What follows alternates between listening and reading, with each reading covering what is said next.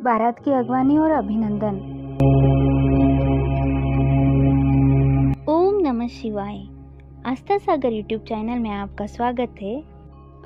रुद्र संहिता के तृतीय खंड का अध्याय 42वां, बारात की अगवानी और अभिनंदन।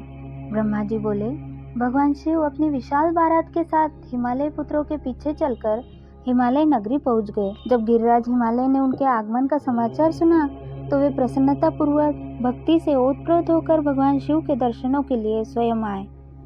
हिमालय का हृदय प्रेम की अधिकता के कारण द्रवित हो उठा था और वे अपने भाग्य को सराह रहे थे।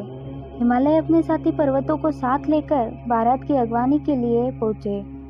भगवान शंकर की बारात देखकर शैलराज हिमालय आश्चर्यचकित रह गए। तत्पश्चात देवता और पर्वत प्रसन्नता पूर्वक इस प्रकार एक दूसरे को गले लगे मानो पूर्व और पश्चिम के समुद्रों का मिलन हो रहा हो। सभी अपने को धन्य मान रहे थे। इसके बाद शैलराज महादेव जी के पास पहुंचे और दोनों हाथ जोड़कर उनको प्रणाम करके स्तुति करने लगे।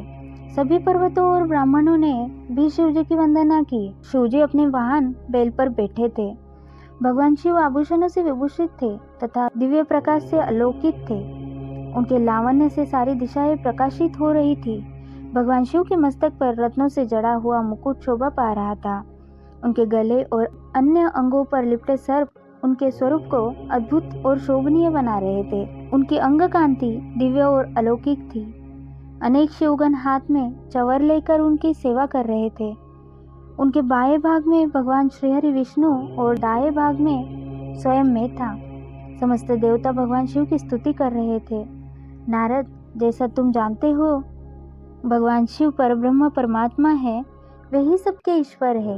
वे ही इस जगत का कल्याण करते हैं और अपने भक्तों की सभी इच्छाओं को पूरा कर उन्हें मनोवांछित फल प्रदान करते हैं। वे सदा ही अपने भक्तों के अधीन रहते हैं। वे सच्चिदानंद स्वरूप है और सर्वेश्वर है। उनके बाएं भाग में श्रीहरि विष्णु गरुड़ पर बैठे थे तो दाएं भाग में मैं स्थित था। हम तीनों के स्वरूप का एक साथ दर्शन कर गिरिराज आनंदमग्न हो गए। तत्पश्चात शैलराज ने शिव जी के पीछे तथा उनके आसपास खड़े सभी देवताओं के सामने अपना मस्तक झुकाया और सभी को बारंबार प्रणाम किया। फिर भगवान शिव की आज्ञा लेकर शैलराज हिमालय अपने निवास की ओर चल दिए और वहां जाकर उन्होंने सभी देवताओं, ऋषि मुनियों एवं अन्य बारातियों के ठहरने की उत्तम व्यवस्था की। हिमालय ने प्रसन्नता पूर्वक अपने पुत्रों को बुलाकर कहा कि तुम सभी भगवान शिव के पास जाकर उनसे प्रार्थना करो कि वे स्वयं अतिशीघ्र यहाँ पधारे। मैं उन्हें अपने भाई बंधुओं से मिलवाना चाहता हूँ। तुम वहाँ जाकर कहो कि मैं उनके यहाँ प्रतीक्षा कर रहा हूँ। अपने पिता गिरिराज हिमालय की आज्ञा पाकर उनके पुत्र उस ओर चल दिए जहाँ बारात के ठहरने की व्यवस्था की गई थी। वहाँ वे भगवान शिव के पास पहुँचे। प्रणाम करके उन्होंने अपने पिता द्वारा कही हुई सभी बातों से शिव जी को अवगत करा दिया। तब भगवान शंकर ने कहा कि तुम जाकर अपने पिता से कहो कि हम शीघ्र ही वहां पहुंच रहे हैं। शिव जी से आज्ञा लेकर हिमालय के पुत्र वापस चले गए। तत्पश्चात देवताओं ने तैयार होकर गिरिराज हिमालय के घर की ओर प्रस्थान किया। महादेव जी के साथ भगवान विष्णु और मैं शीघ्रतापूर्वक चलने लगे।